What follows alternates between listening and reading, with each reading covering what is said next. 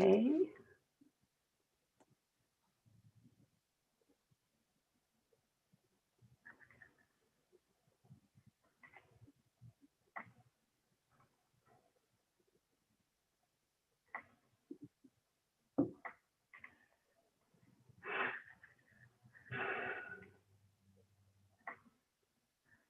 It says it's live streaming, so you must have done it. Okay, it looks that way. I think so. Success. Okay. Something is live streaming, so alrighty. We're good to go. Good morning, everyone. Morning.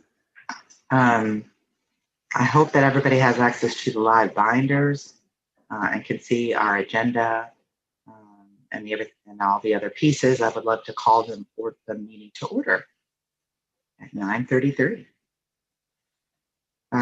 Our first agenda item is to review and approve the minutes. They are in the live binder. September minutes are. I want to open the floor for any questions, concerns, review of those minutes, and I will accept a motion whenever anyone is ready.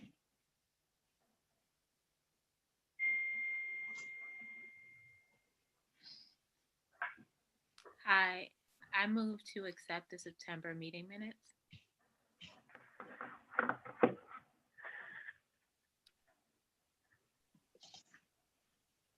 Thank you, Ms. Halliday. You're welcome. And I'll second it. This is Tracy. That's good. We have a motion and a second to approve the September meeting minutes. Any comments or questions on the motion?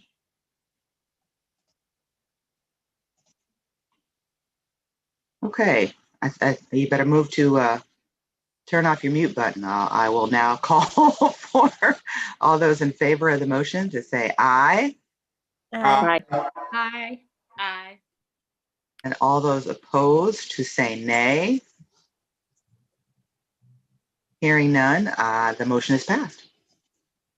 All right, great. Thank you for that.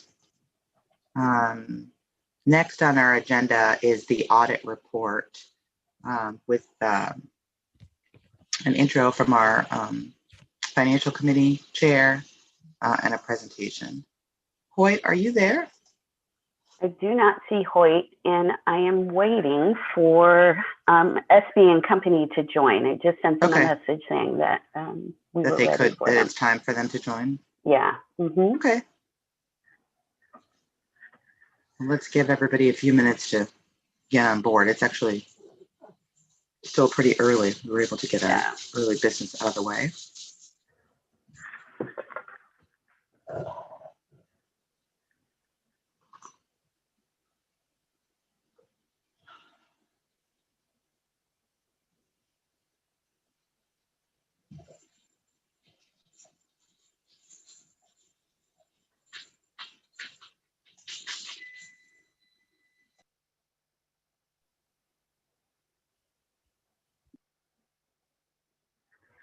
Okay.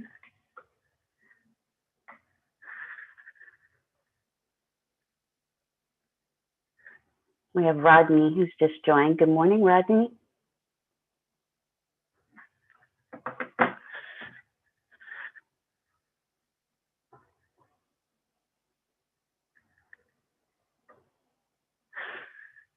Good morning. How are you? I'm well. How are you? Doing well. Just for your information, we are recording and live streaming. Yes, yes. I read all that in the notes and everything else. Thank you.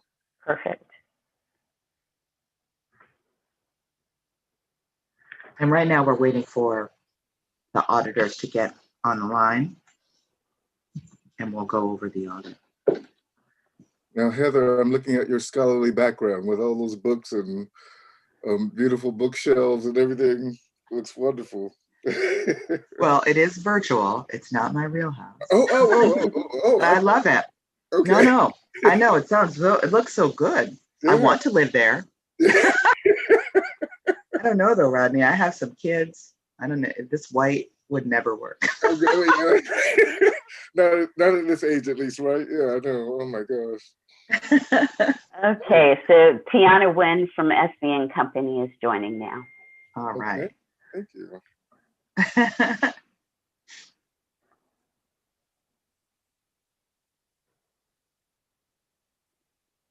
Good morning, Tiana. Hi, good morning. How are you? Doing well. How are you? Good. Okay. Alexa timer. Does somebody else from the financial committee want to give the intro? Or we're just going to let Tiana go? Maybe we I can don't let think there's much intro. We Okay, reviewed the financials yesterday. great. The finance committee did, so. All right. Well, we'll turn it over to Tiana. Yep, good morning, everyone. Thanks for allowing us time in your agenda Saturday morning. Hope everyone's doing well. It's been safe. I'm just going to go through the results of the audit. We were engaged as SBN Company to perform the June 30, 2020 audit for LC Whitlow Stokes. That also included the preparation of the federal Form 990 and a Form 990T.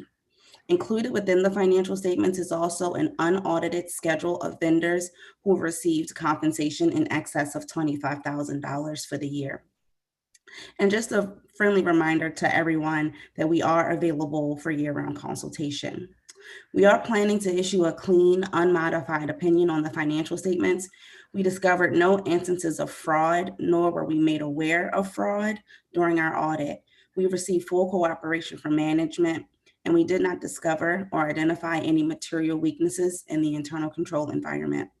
At the bottom of this page, you'll see just a highlight snippet summary of the results from operations over the last 3 years ended June 30, 2020.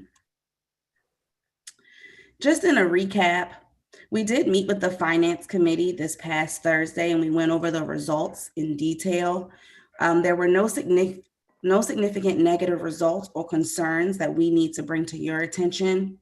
And I've included down here just some of the areas that we focused on in detail with the Finance Committee, including our audit approach, the areas of emphasis, the results of the internal control environment, and the key processes.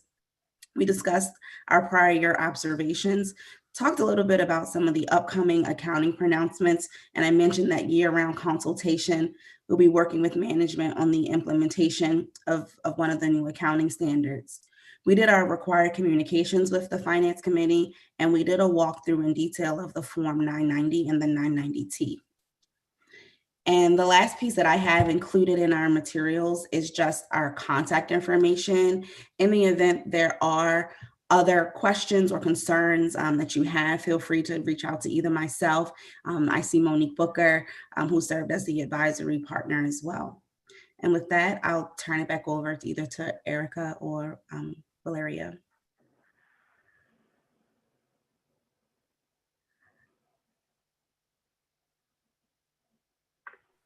Did you want questions? If there are any questions from trustees? Yep. Were there any questions from anyone? No questions, just an observation that I feel like last year there was at least one concern. And so I'm pleased to see the school improve on the audit, and really excited that there are no major concerns. So thank you for that. Good job, Erica and team. And Bill, who I can see now. Yeah. Thank you. Any other questions from trustees?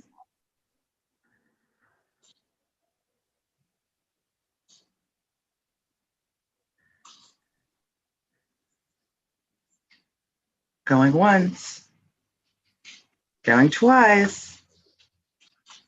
All right, nobody's searching for their mute button. So hearing none, Erica, I think we can thank the auditors for their time and their service, and we can go to the financial report. Thank you. Thank you, Tiana. Thank you, Erica. Thank you, guys. Have a good one. Yep, you too. Thank you, Monique. Do we need approval from the board for this? Heather? For the audit. Yeah. Oh, yeah, we might want to do that. The committee did its job. So let's have a motion to accept the audit. Make a motion to accept the audit for this year. I second that motion. All right, I'll take the second from Carlos and ask for any question, comment on the motion. The floor is open. Hearing none, let me call for the vote. All those in favor of accepting the audit, say aye. Aye. Aye. Aye. All right, and all those opposed, say nay. All right, hearing none, that motion also carries. So we are in a good place today with 2 carried motions, 2 pieces of business out of the way. Now I will turn it over to the financial report with Bill. Hey, Bill. Good morning. Yeah. Good morning. Give people a little chance to get into the finance report in the live binders. And if you'll direct us to which piece we should be looking at. Looks like there's a link to the budget. Oh, but you're gonna, oh, good. Because you'll also be sharing your screen. Wonderful.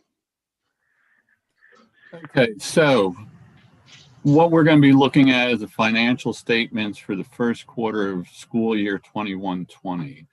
And the period covered is July 1st through September 30th.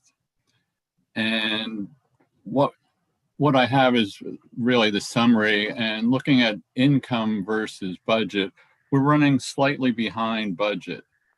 The primary reason for that is our enrollment is slightly less than what we had budgeted. We had budgeted 594.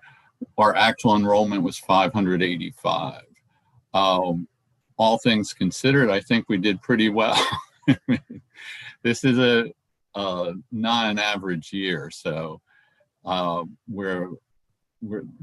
was a good thing. And with our expenses, our total spending, our expenses were about $400K less than budget. And part of that is a timing issue. The timing doesn't always coincide with how we calendarize the budget. And the other thing is some of the expenses we have are COVID contingencies. And whether we're going to actually spend them or not as we go through the year, we will find out. But that's pretty much it for expenses.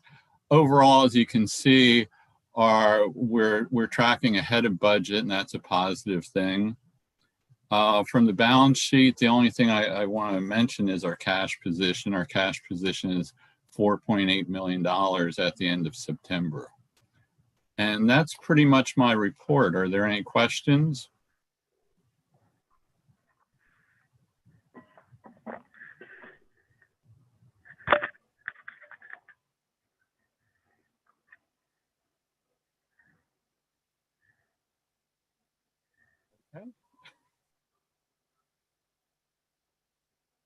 We're not so curious today. I mean, one question, not necessarily about this report, but are there any updates on what the city or state is going to do around reimbursements or headcount things that we need to know about or be concerned about around the flow of public dollars? So at one point, the city was talking about paying schools off of projected enrollment rather than actual enrollment. I do not think that's going to happen. I think that with what I understand is that may happen with the adult, the charters that serve adult students, but I haven't heard anything about them doing that for the rest of the K through 12 or pre-K through 12.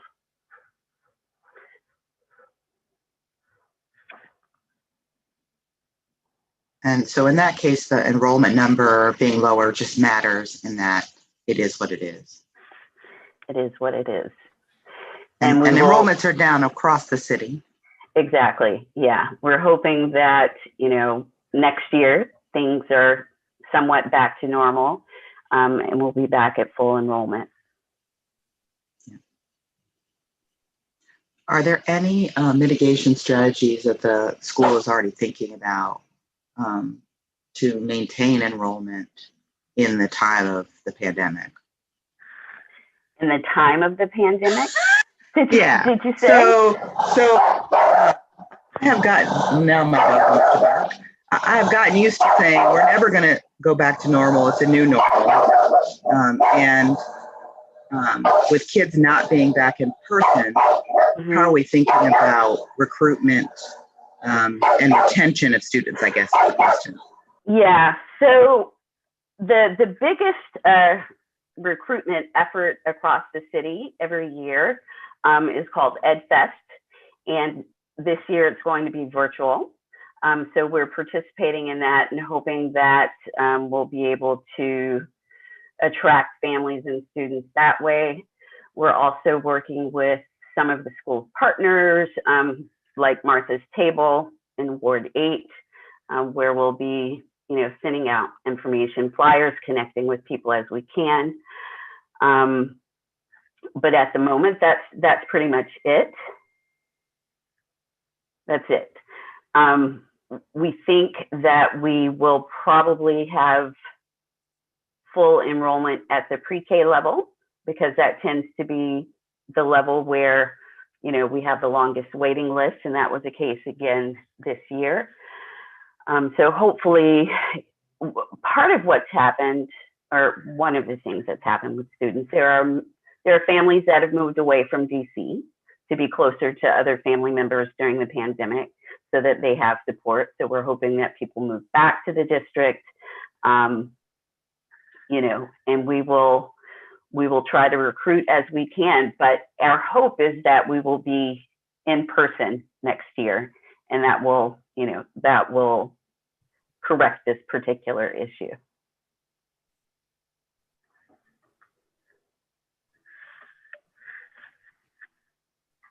Any other questions on the financial report or implications thereof?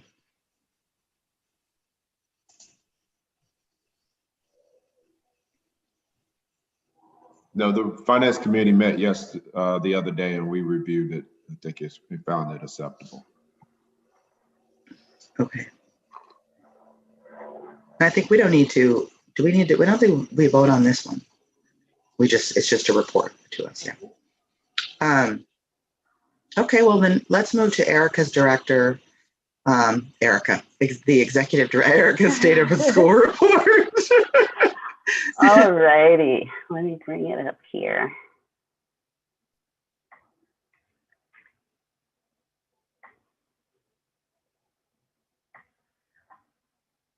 All right, you're able to see my screen? Great. Okay, just grounding ourselves as always in the mission of the school, which is to prepare culturally diverse students to be leaders, scholars, and responsible global citizens who are committed to social justice. In terms of our student diversity and enrollment this year, you just heard Bill say that we have an enrollment of 585 this year. That's just short of our ceiling. We're actually pleased with that enrollment because we're just 9 students short. Our special education population this year is about the same as average. About 10% of our student population qualifies for special education services. Is that up or down from last year? It's slightly down, but we're still in the process. So this is the beginning of the school year, and so we're still in the process of identifying students. We expect fully for that to go up, as the year goes along. But students, even as of yesterday, were being tested for special education services. Our English language learner population is 12% now, which is way down from where we were, 5-10 years ago. But it's reflective of the changing demographics in the district and the changing demographics at our school in particular. Our free and reduced meal numbers, this is the low income population of the school, is right at 41%. That is just over what qualifies us to be a school-wide Title I school. So one of the, and our part of our mission is to get access to students and families across the board, low-income families, at-risk families. So one of the things that we will be doing next year with our enrollment is giving preference to students who fall into at-risk categories. There's legislation that was just passed in the district allowing schools to give at-risk preference, so we're going to participate in that and hope that that makes a difference with some of our demographics. In terms of race and ethnicity, we are still a very diverse school, with our student population being 47% African American, just right around 1% Asian, 24% white, 16 Latinx, and then 12% multiracial. I think that we are still one of the most racially and ethnically diverse public schools in the District of Columbia. And even with our current virtual instruction, our attendance rates are still in the 90 percentile. We're 93% attendance rate. Typically, we're right around 95%. The way that we are tracking attendance is through either if students participate in live sessions with their teachers, if they access some of the asynchronous learning that is pre-recorded, or if they turn in homework, then that's how we know that they are connected, and that's how we are tracking attendance this year, as long as we're in this virtual setting. I have a question. Erica. You want us to ask questions now or at the end? You can ask now. Okay, on the prior side, you mentioned the number of special education students we have. I know we're in a unique environment right now. Can you discuss how we're providing services to those who need special attention? Mm-hmm. We still are working with our service providers, contracted service providers. They will either be in a Zoom meeting with the students, perhaps most likely in a breakout room, and providing them with services. There are instances we're using our Brooklyn location as well to do any of the in-person like testing that needs to take place. And there have been occasions where a couple of families have taken their children directly to the service providers. But pretty much those are the ways that the students are getting access. Thank you. You're welcome. Heather, did you have a question as well? My question was similar. It was how are we managing the special education testing, et cetera. And I also just want to say that I think this attendance issue is a big one for trustees to think about how we can maintain those numbers, that the student engagement is the big thing during the pandemic. And so if people are hearing of any other ways that make sense, I think these three ways are amazing and good. But I also think that with the struggle that families are facing, just especially with the young kids, so we're a K-5 school, and in order for kids to engage in both the live as well as the pre-recorded, it probably takes an adult sitting beside them if they're below second grade. And so the multiple measures that the school is using are important for us to just think through and comment on, right? So that, one, we know that our families are continuing to be engaged and getting some learning and instruction during this challenging time. And I think the fact that we have three is a good signal. But I just want to note it. So thanks for sharing that, Erica. Yeah, no problem. In the last board meeting, there was a question about staff demographics and teacher retention rates. But across campuses, we're 54% African American, 1% Asian, 30% Latinx, and 15% white. Our teacher retention rates at our Brooklyn location are higher than at East End, but 97% at Brooklyn, 83% at East End. So a few weeks ago, actually since shortly after the pandemic, we've been doing parent surveys to get feedback on satisfaction with the program, the distance learning program, getting feedback on the level of interest or comfort level that parents have potentially coming back into the building. And so our latest round of parent surveys was a couple of weeks ago. We found that the overwhelming majority of parents were either very satisfied or somewhat satisfied, 89% at Brooklyn, 84% at East End. We have noted that on the pre-K level, as Heather mentioned, that is where there's the least amount of satisfaction because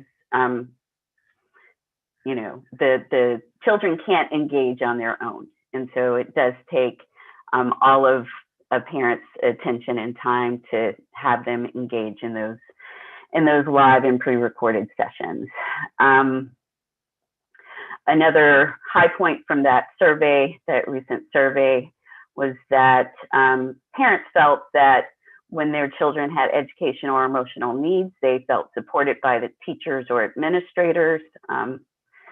91% either strongly agreed or somewhat agreed at Brooklyn and 92% at East End. This feedback is representative of 390 of our families, or 508 scholars. So that's a nice sampling of families and parents. Additionally, again, we talked to parents. We're still trying to get a fix on how people are feeling about potential of coming back into the buildings. And one of the questions that we asked was about whether or not families were living with other family members who were at high risk. 24% of our families across the board are living with someone who's in a high risk category, and 8% of our families have a child who's at high risk. And in terms of overall comfort level with families sending their children back to school for in-person attendance, we found that 43% of our families are not comfortable, 33% are somewhat comfortable, and 24% comfortable. You might be going to this after, but what is the staff comfort rate relative to the family comfort rate? It's pretty, I think that there is a higher percentage of staff who are not comfortable, and we actually have not, we're doing our staff surveys right now, so we don't have the most recent data for staff, but with the last survey that we did, there was a higher percentage of staff who were not comfortable going back into the building. And living with someone at high risk. I recall that was something that we found earlier in the pandemic. Yes. I do not remember those exact numbers, but I think that maybe around a quarter of our staff was living with somebody who was at high risk, either a quarter or a little bit higher. Erica, this is a related question. Going back to the issue of the younger pre-K students, is there any difference in comfortability about coming back to school based on grade of their child? I do not know that statistic, but I would guess that the parents of pre-K students there is a higher number of pre-K parents who would be willing to send their kids back to school just based on the fact that those parents aren't as satisfied with the distance learning program. That would be my guess.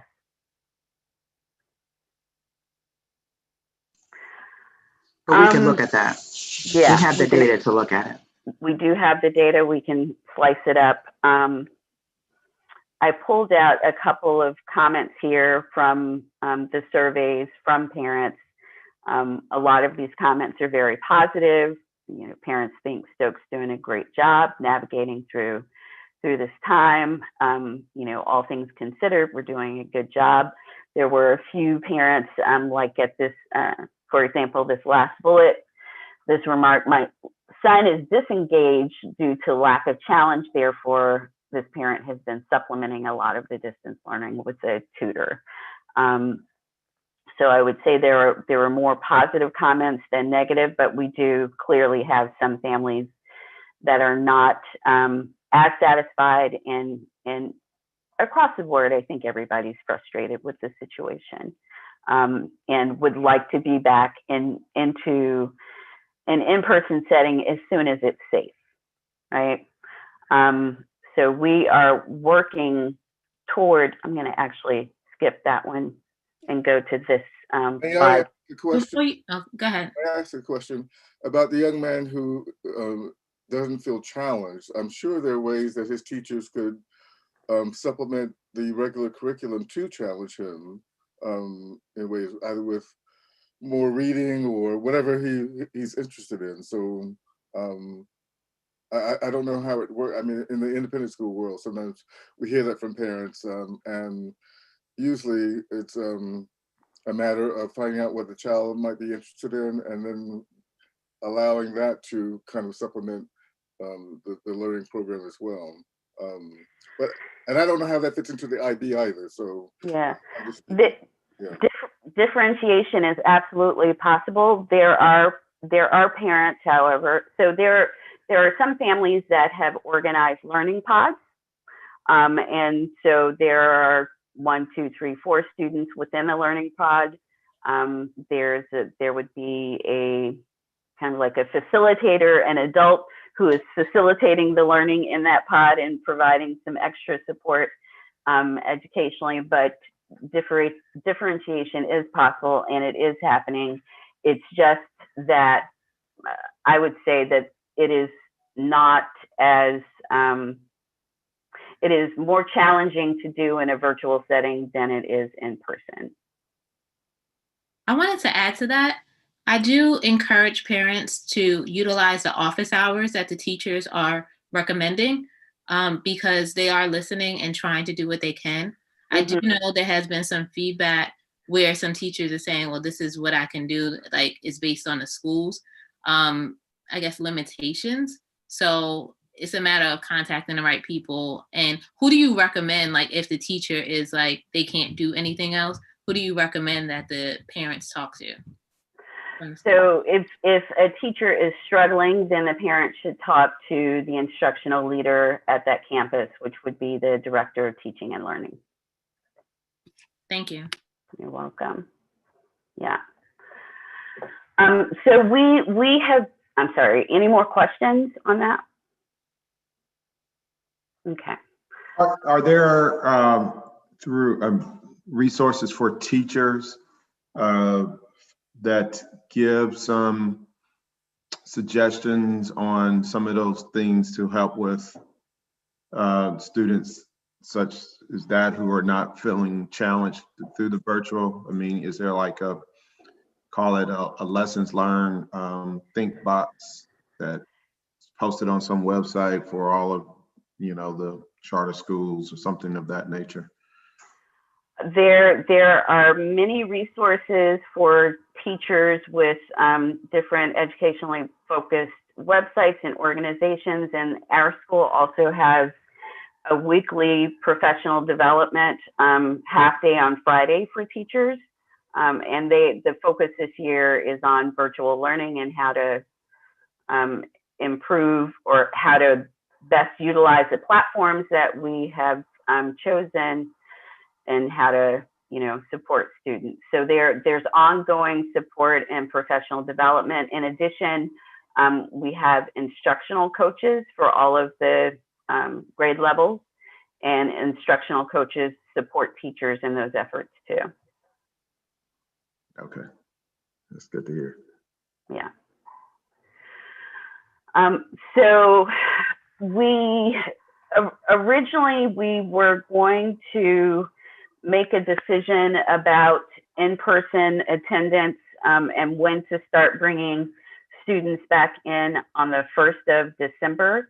We have pushed that decision back until the end of January based on the rising level of infections across the country, based on the fact that people will likely be traveling between now and the end of the year for holidays. And based on the fact that there are school systems that decided to open, but are now facing the distinct possibility of having to close in-person attendance. Again, BCPS is, we have been looking to BCPS, and we have been trying to very hard align our planning with BCPS's planning. BCPS had initially planned to start bringing small groups of students back into their buildings in earlier November. That didn't happen. They had to delay it. There are a few charter schools in the area that are doing in-person attendance. Some of the charter schools have a lot more resources. For example, Friendship has some in-person attendance, but they are also able to pay for a full-time nurse. They are also able to pay for testing that gives their community higher, I guess, comfort level coming back into the building. But we have opted to delay the decision until the end of January. When we do start bringing students back in, we are going to start with students who we have identified as educationally at risk. We are also thinking about pre-K, how to bring pre-K students back into the building, because they are, again, the ones whose parents have the lowest level of satisfaction with the virtual learning. Can you remind us what the definition was for educationally at risk, just so we have it in our heads? Sure. These are students who have special education needs, students who are English language learners, students who have not been as engaged in the virtual learning process, students who are homeless. So there are several different criteria. Okay. Thanks, Erica. Erica, whenever the decision is made to return, are you thinking about, I know we talked about it being smaller groups. Are we also thinking about it being certain days of the week, or with the small groups who are coming back in be there full time on a full-time schedule? Yeah, that's a great question. We are thinking about full-time, 5 days a week for the in-person scheduling. With our model, we think that will be the most effective way to reach the students. So we would have small groups in buildings 5 days a week, and the majority of students still in a virtual posture for the rest of the time, for 5 days a week. And the impact on staffing, what does that look like to do it that way? So when we bring students back in, we will continue to have instruction virtually.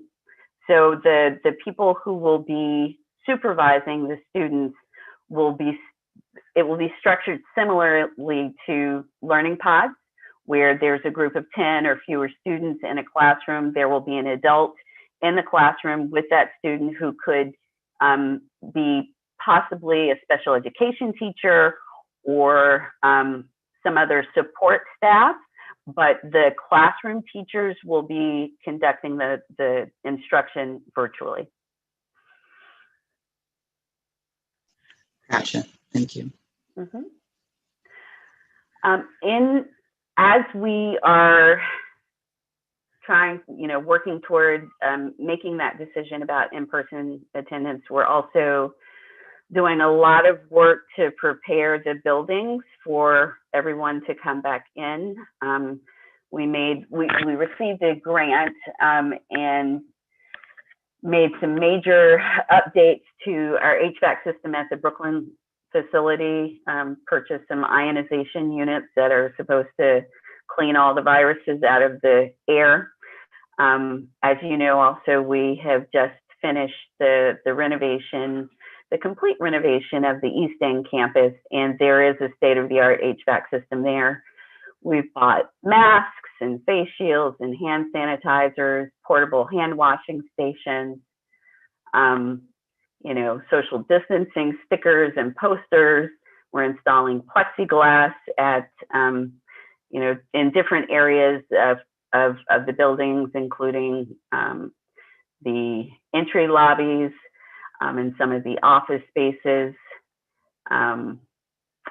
We have mocked up, we've organized a couple of classrooms in each of the buildings to as sample rooms of what the rest of the rooms will look like, where the desks are appropriately spaced, and we're also doing some work in the courtyard. We really want to focus on the best use of our outdoor space at the campuses. So we've refurbished the courtyard at the Brooklyn campus, and we received a small grant to renovate the outdoor classroom space at the Brooklyn campus as well. What about the fact that the East End campus, they're in a different location and they're co-located? How would that work with outdoor space? So we have, if you recall, at the East End location, the area right in front of the building is fenced off, and all of that is dedicated to Stokes School. We could potentially have use of the field space at the East End campus, but we would do the same kind of coordination of scheduling with Maya Angelou in order to access that space. In other words, we wouldn't use the space at the same time that the Maya Angelou students use it. So we do have the ability to kind of section off our students. Yeah. Erica, in terms of the classrooms, I guess I'm thinking much farther ahead, but when everyone is back in the building, is there enough room and space within the classrooms for each class to appropriately social distance, or are we going to have space issues? So there, at the East End campus, there's considerably more space in the classrooms. Those classrooms are around 700 square feet, each classroom. At the Brooklyn campus, it averages around 450 square feet. So we're not going to, as long as the social distancing requirements are in place, we are not going to be able to have all of the students in the classroom at the same time. That is a constraint that every single school across the country is dealing with. I do know of a couple, actually not a couple, there's one school that I'm aware of that has had classes outside exclusively. So, you know, weather permitting, we could make the best use of our outdoor space, have classes outdoors and indoors. But in terms of our classroom spaces, we're really just, we're limited to what we have. I mean, we're not going to be able to enlarge the classrooms at Brooklyn in particular anytime soon. So let's see.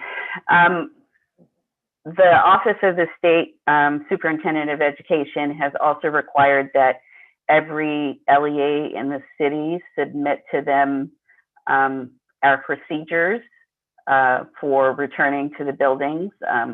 So procedures for cleaning and disinfecting schedule, our health screening protocols, hand washing protocols, how we'll serve meals, how we'll configure our classrooms, plans for isolating student or staff when they get sick, and our plans for staggered arrival and dismissal. And those plans have been approved by the State Superintendent of Education. So whenever we do go back into the building, we have all of these processes in place.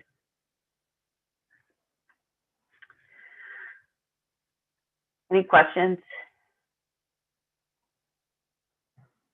Okay.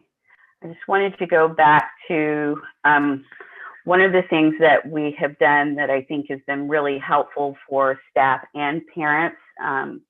We've contracted with the Went Center for Loss and Healing to do some grief counseling with our community.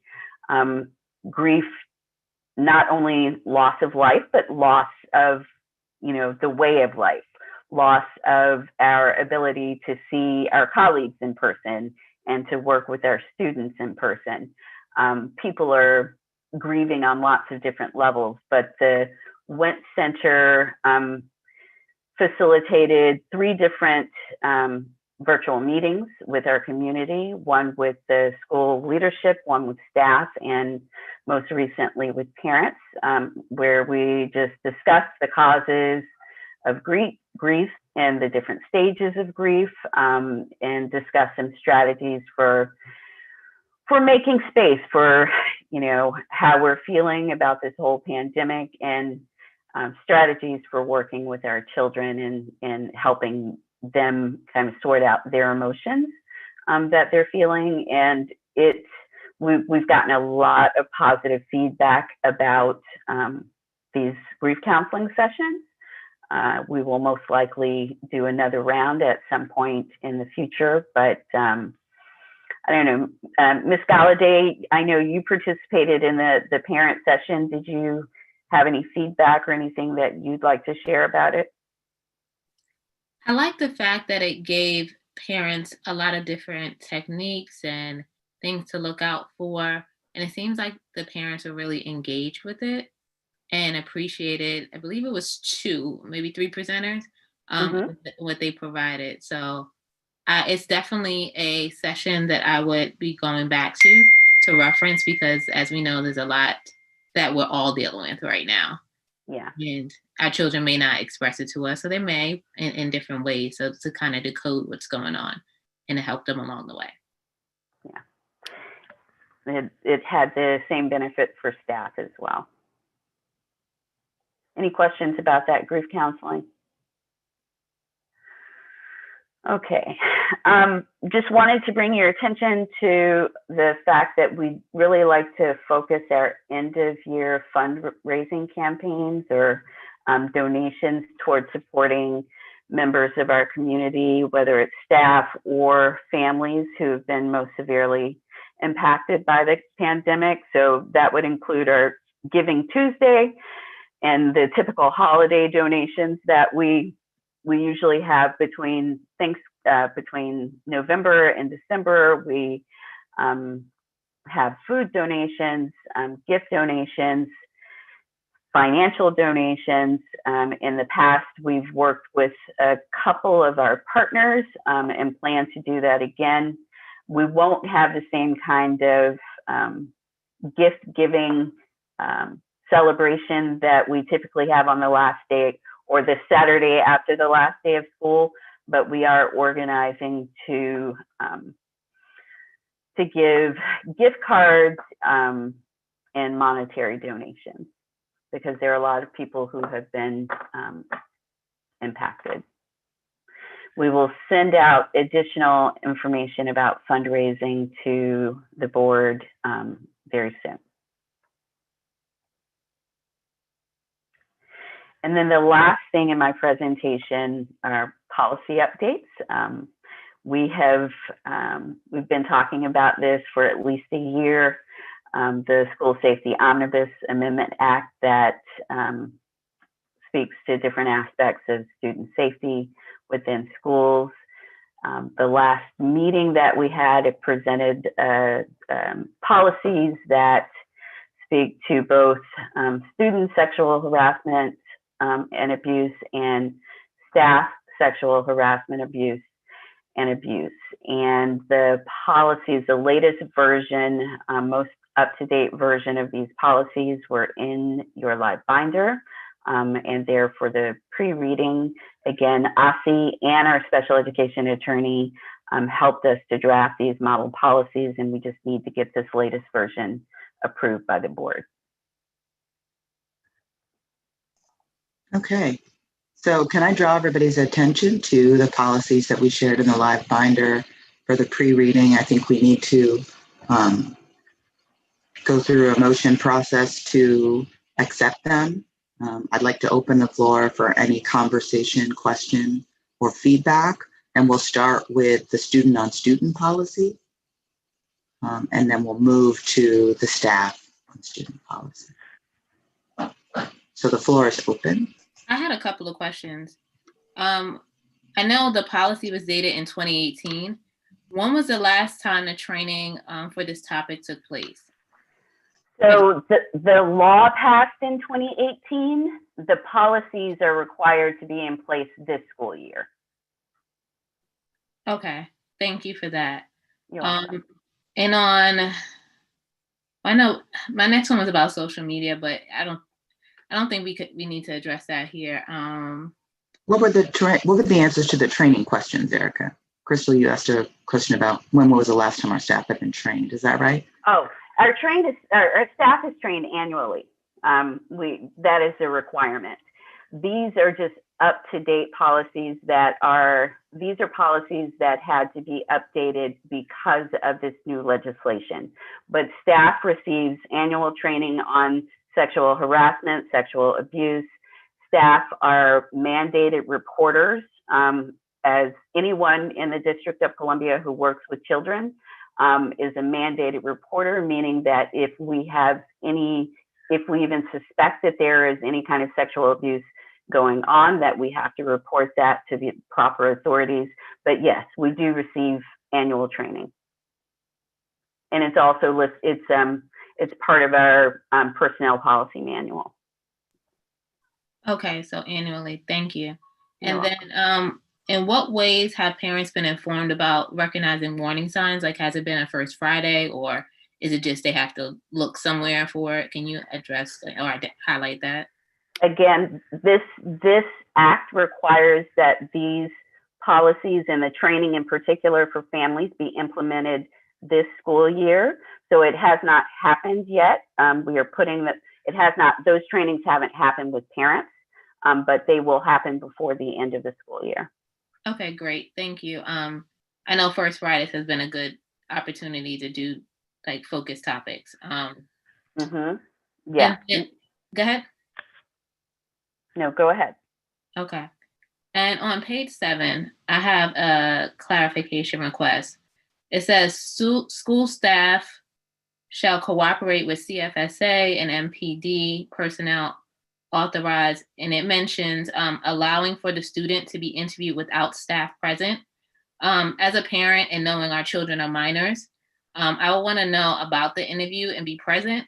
So even if it was, just outside of the room and the window, being able to hear or something like that. So what are the parent involvement in the whole better understanding what is going on with their child? Yeah, I think we are required to inform parents whether or not. So I think that particular clause is speaking to the fact that it could be the parent who is the abuser, and for that reason they want to speak to the students alone. We can find out the specifics on what parents' rights are, but sorry, we just have one more person coming into the meeting. We can find out additional details about what parent rights are, and I can let you know. Okay, yes, thank you, because it did not specify that when I read through it, but being educated of the parents' rights, that would be great. Yeah. And I know on page 11, it mentions that students and accused students shall have others present during any proceedings, but on the next page, on the second paragraph, it says they leave it up to the child to decide. And as a minor, the parent should be notified and it not be up to the child and or school. But it sounds like you do notify the parent, but the whole leaving it up to the child, that kind of concerned me. Because this is student to student. Yeah. It's not the parent for this particular case in this policy, if I'm understanding it correctly. And I think that really speaks to older students. some of this for the student-on-student sexual harassment, although we deal with pre-K through fifth students, this policy covers up through, 18, 19-year-olds. But again, we can get clarification on that, but these policies were drafted by attorneys who know this law and understand what the requirements are for schools for implementation. If there are additional questions, then I can get clarity on it. But these are in adherence with the law. Yeah, I look forward to the additional clarity and the parent rights and stuff like that. Thank you. Yeah, we will. So when we do the parent training, we can do a deep dive into that.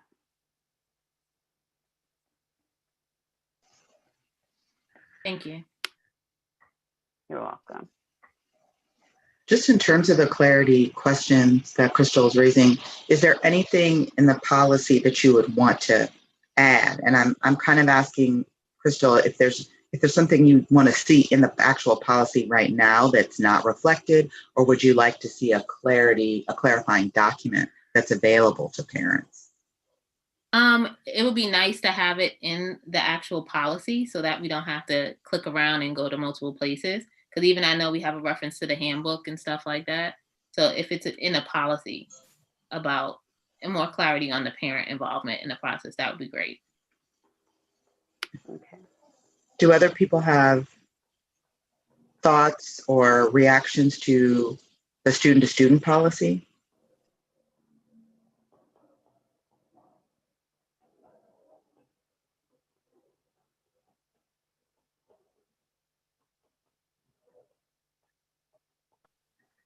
This is Tracy. I don't have any thoughts or reactions to the student-on-student policy. However, I am offering up to help look into this legally, as I'm also looking at this in other states across the country. So I'm willing to help out in any way so that we can clarify the policy and understand the law better, and then ensure that we communicate with parents and staff at the school.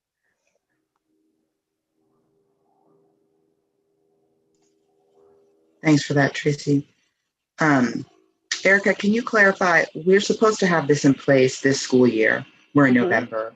Yeah. And I think you're asking of the board that we approve these policies now. Yes.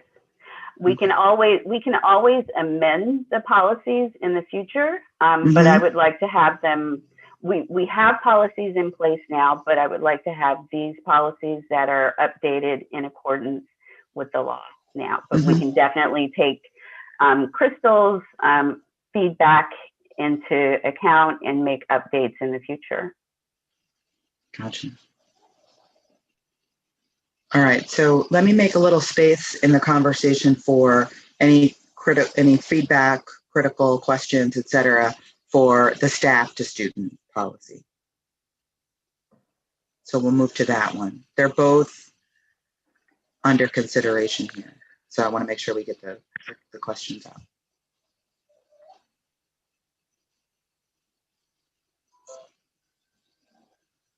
I do have some questions if no one else does. For this policy from the staff to student, can you point to which section removes the staff while the investigation is taking place? I know it details on page 11 to 12, the interim steps, more so what they do to the student. But I wanted to better understand what happens with the staff during the time of the investigation. I think it depends on the situation. I mean, there are probably instances where staff would be placed on administrative leave during the investigation until a determination is made. There may be other instances where, staff is, I'm just thinking about the different possibilities. Staff would be interviewed by police, staff, there's an internal staff member who would be responsible for coordinating investigations internally. So staff member could potentially be interviewed by that coordinator, and based on the outcome of that interview, a determination is made whether staff member stays working, whether the staff member is working but not working directly with children. I mean, I think there are a lot of different options that are available given the circumstances, depending on the circumstances. Yes, the only thing is that I see it outlined for the student in the policy, but not outlined like even the options that you mentioned in the policy for the staff. And just thinking, and being a victim in a different situation, for me, seeing policies like this can scare people to speak up. So we want to know, like, people will probably want to know what's going to happen on both sides, potential outcomes. Okay. So it's something to consider with updating it. Thank you. So noted. And that was on page 11, did you say? Page 11 to 12, it outlines the student stuff. Okay. Mm-hmm. Thank you. That was all I had for that. Wait, let me see. Yes, that's it for that one.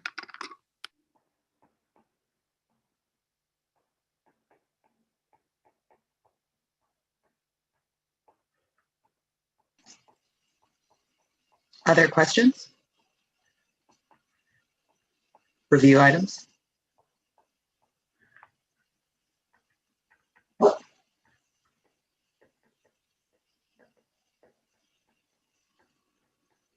This is a general question about next steps, not about the policy being approved, but thinking about the student on student side and the piece around social media.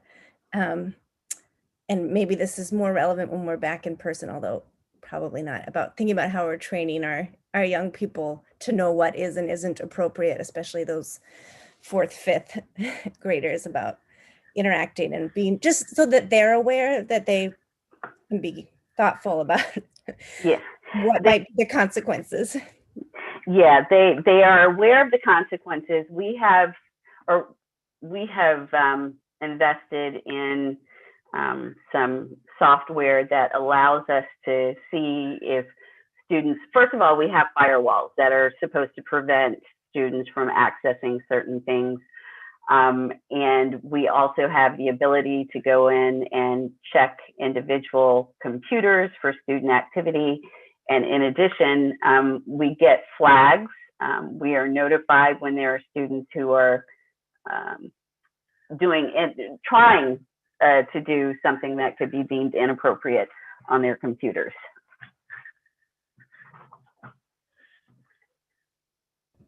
Great, thanks, Erica. No problem.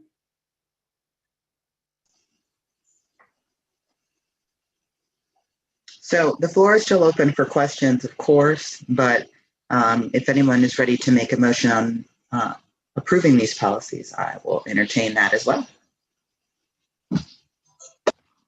I move that we approve both the student on student sexual harassment policy and the general student sexual abuse policy by school staff. I second that. I second. All right, hearing a motion and a second, I will now open for any comment on the motion.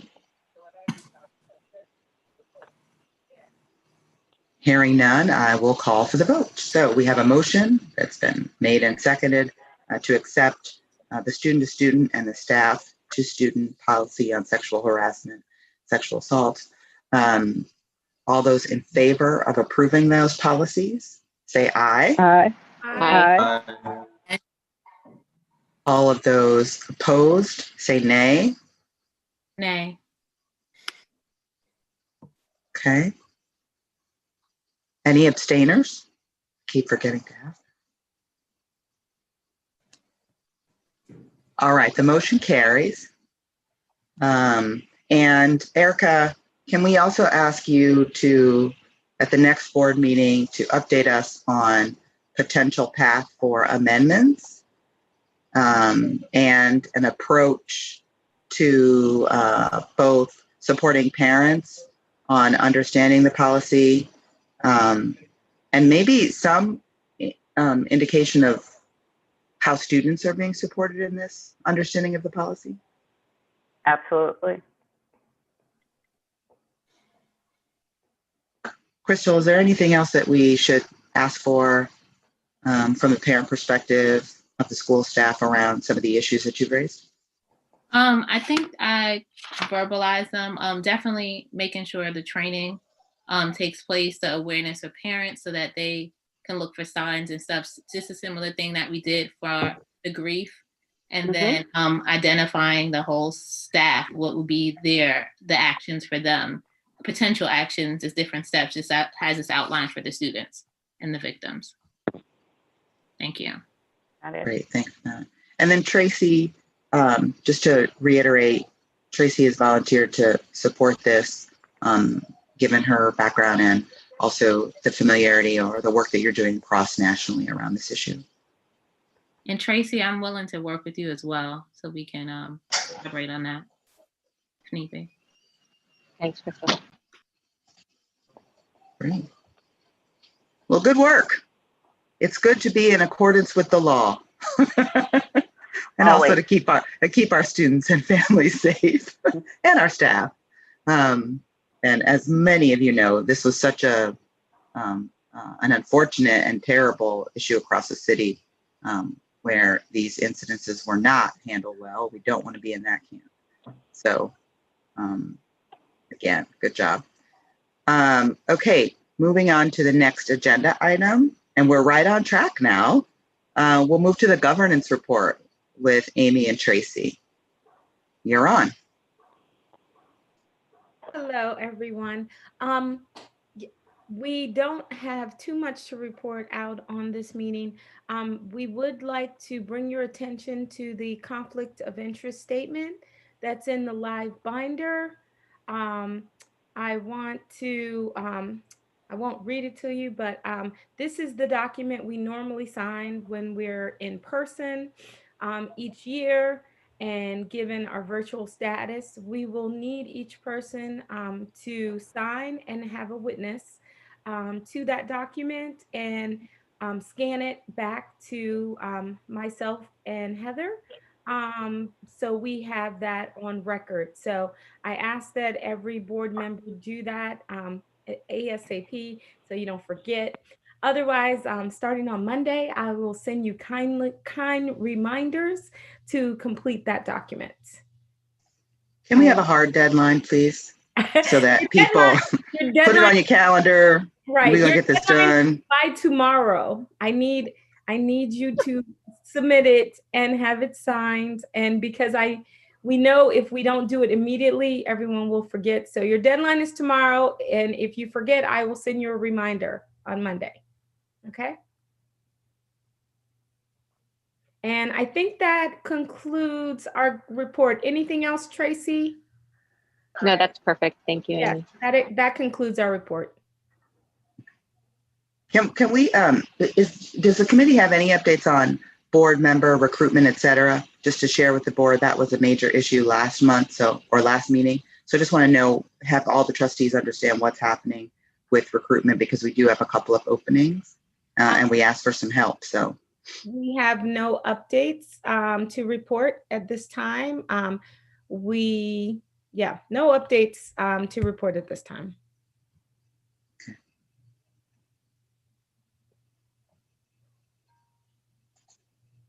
All right. Any questions or concern about, yes, go ahead, Hoyt. No questions, but I apologize for being late. I had an unexpected pop up this morning, but I'm here now. No worries, and we loved the clean audit and approved it. So thank you, Hoyt, and the finance committee. Thanks okay. for joining us, Hoyt. We really appreciate it. Well, I thought I heard Mr. Bonner say something. I wasn't sure. Oh, he said something. He welcomed you with open arms. All right, so next on the agenda is a report from the Academic Excellence Committee. And I think Janice is on the phone. So I will turn it over to her.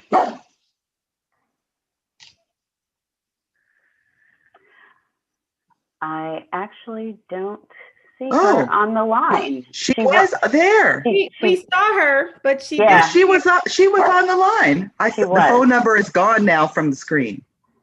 Yeah. So I can actually speak to some of what she was going to say.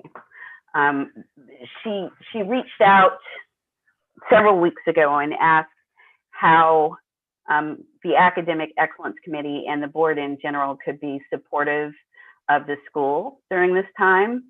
And my response really, it's outside of academics and instruction, what our staff really needs is moral support, because it is a challenging time for everyone, and school staff included. And I shared with her that there are a couple of organizations that work with the school that have been really thoughtful in the ways that they have supported us in sending out very, tokens, care packages to school leaders and to different people who, work in different capacities. So I told her that I thought it would be really a thoughtful gesture on the part of the board to support something similar for Stokes School staff. We have already internally begun to try to organize to put some kind of packaging together. We would take care of the logistics. The school could also contribute, but I thought that it would be a very nice gesture and well received by staff if they knew that this was something coming from the Board of Trustees. So I know that was one thing that that Janice was going to talk about.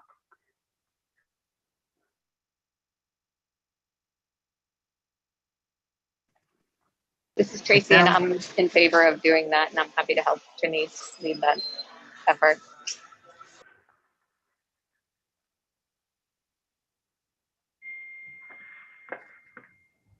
This is Robin, and I agree. I think that's needed, and we should do it. It's what people need in this time.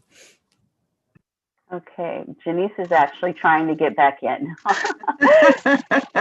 Here she is. There she is. Janice?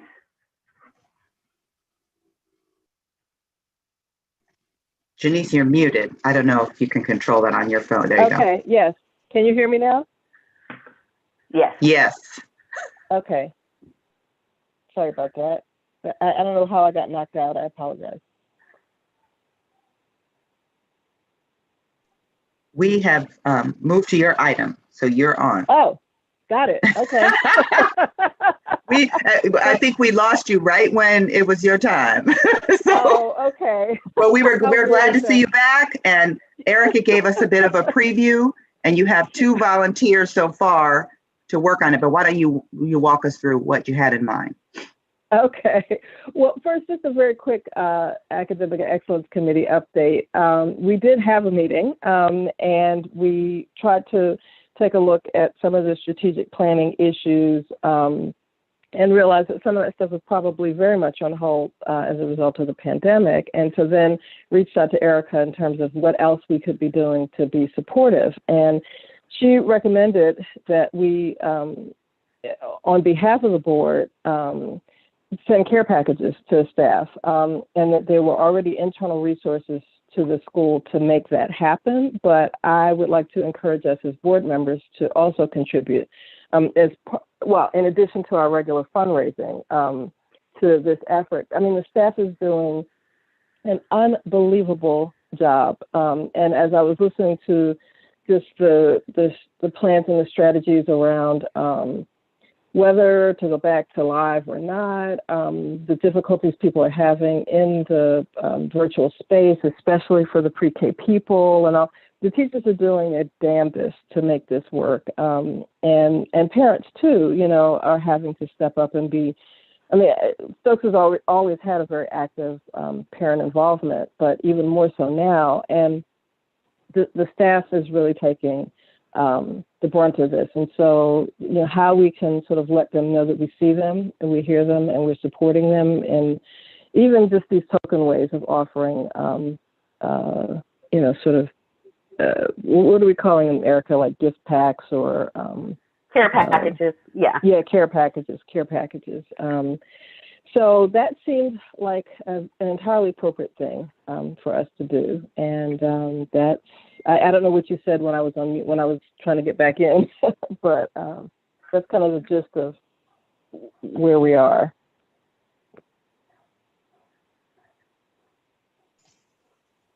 Thank you, Great. Janice. And I think that we are all profoundly grateful to Erica and to all of the teachers, the staff, the administration, and grounds folks that are working at the school right now. As a board of trustees, I am happy to help support you as well in raising the funds necessary to make sure that we can take care of our people and make sure that we brighten their day, just like they're doing for each of our students.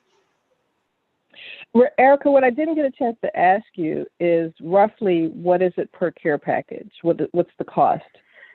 We're looking at anywhere between $35 and $50.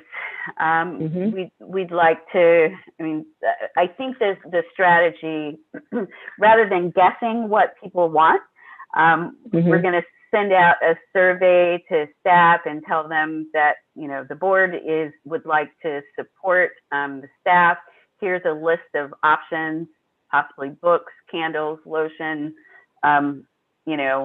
other items that people may be interested in and could bring comfort, and let them choose. But I'm thinking 35 to 50 would probably be a good range. And that means that probably around $5,000 total.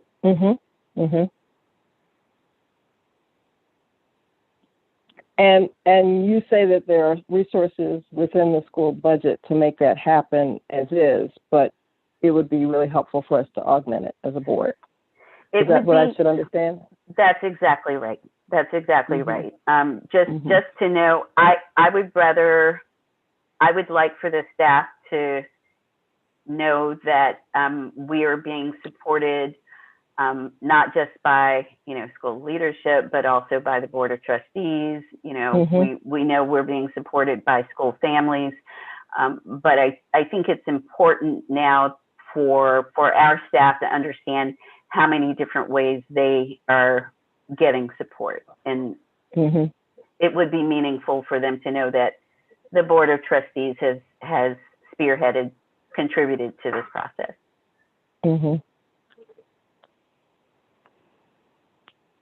Well, what I don't have a sense of is what is reasonable to ask of each board member. I think we have to do it according to our means and our abilities.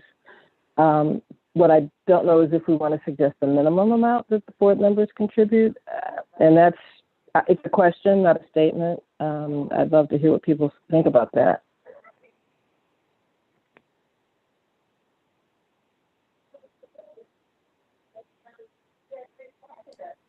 I think it's really important for people to give. I'm often in situations where people have a lot more resources than I do, and they just assume that I can give the amount that they have agreed upon. And I kind of resent that, actually. So I'm just I hear you. Yes, but I agree. I think as a minister, it's more about the spirit of giving, because the woman who gave her last coin had nothing really, but the fact that she was willing to give is what was tremendous and meaningful to people. And what you said, Janice and Erica and everyone else, just for our staff members to feel supported is the most important thing. And also, with the gift thing, I would keep it very simple because, as Erica said, everyone has different tastes in what they need. And right now, if you want to give me something, I want cash. So, I'll just be clear. But But yeah, so I think if we can say every member on the board contributed to this, it doesn't really matter what the amount is. Yeah. Yeah. I can just say as an aside that we are also, as an organization, giving employees who are working from home a small stipend, monthly stipend, to cover expenses associated with working from home, whether they have to, purchase paper for their printers or ink, or they had to increase their bandwidth. We acknowledge that, and so we are contributing. I think it's a $50 a month stipend for everyone who's working from home. Okay, well, so then, given what's been said, I would just leave it to each individual board member to give, but it would be good if it could be 100% contribute, 100% of the board making some contribution. And how should we get that to you, Erica? Donations through the website are probably the easiest way to do it. And if you are donating, just indicate that this is for board, or rather staff care packages from the board. Okay. Again, it's going to be helpful for us to have a deadline so that folks know when and how they can do that. And then we can also check on how to do reminders if we need to.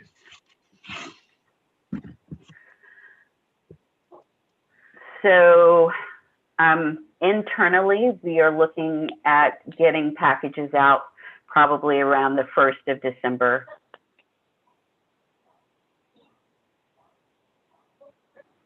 So maybe if the board stuff could be done by Thanksgiving, then that'll give you a sense of how much is available.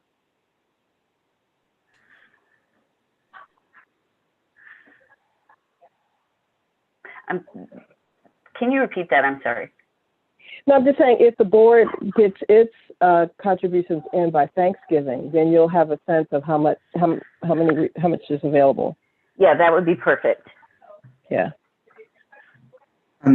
Is it possible, Erica, for board members to make a pledge that comes in a little bit later than that deadline, so people have a full 30 days to consider their gift? But we'd want to have the pledge on record so we would know how much we've raised. I think that's a good solution, because we can move forward with this even if we don't have all the funding from the board in hand. We can still move forward with it.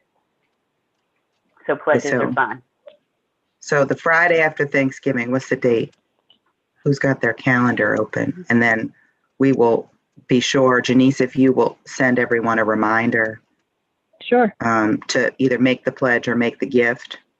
That way we have a better sense of what we're working with.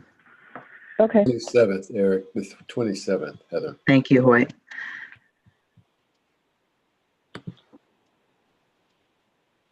All right. Is there any more on this agenda item?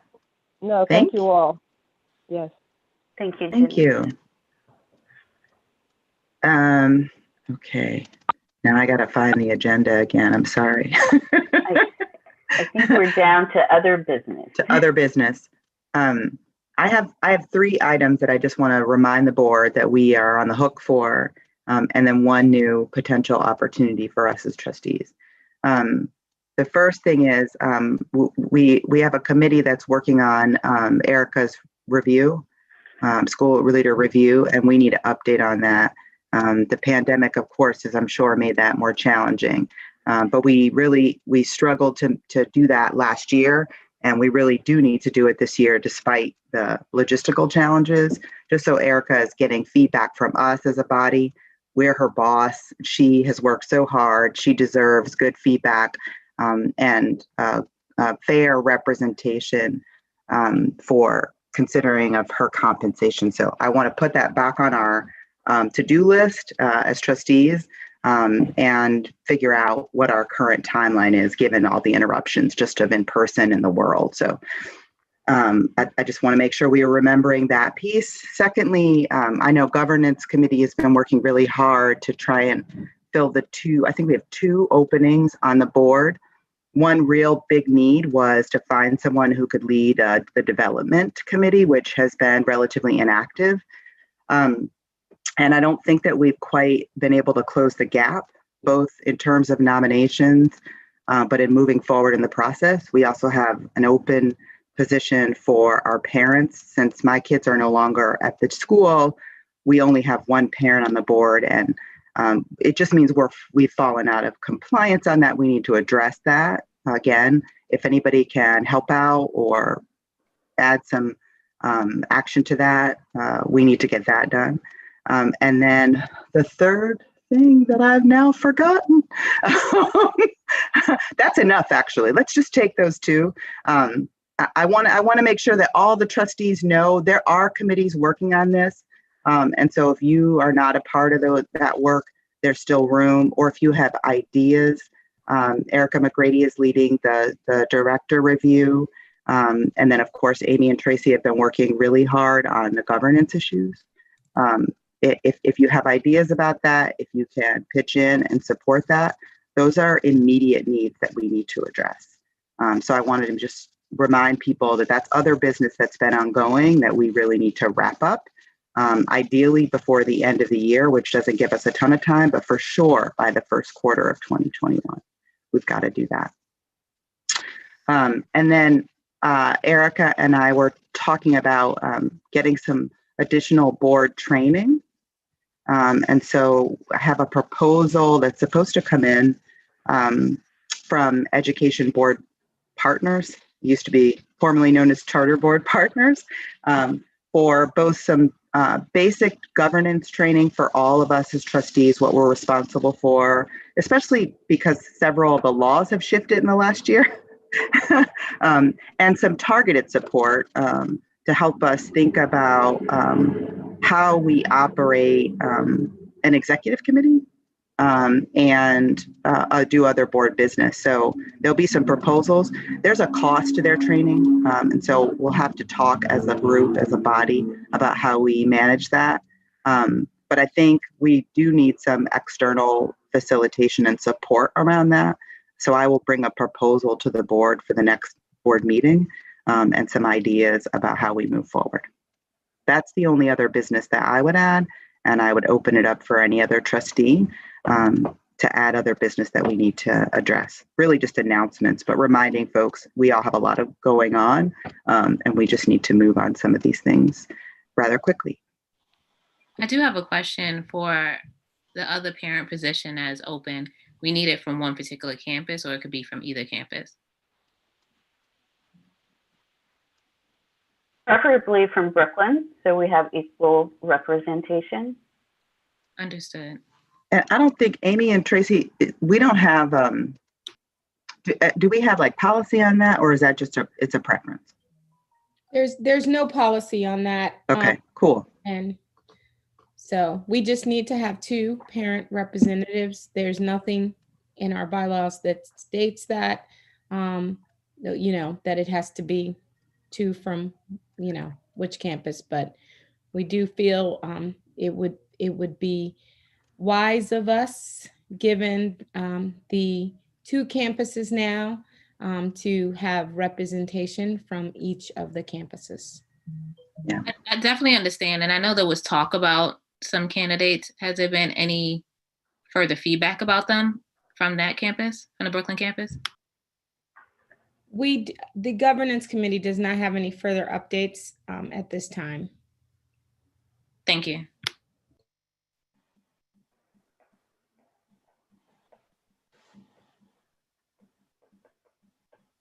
So any other new business?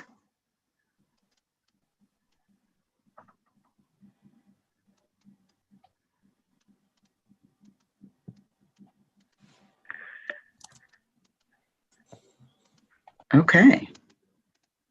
So given that there's no other new business, I think that we are ready to adjourn. Erica, anything else that we need to cover? Nothing else on my plate for the moment.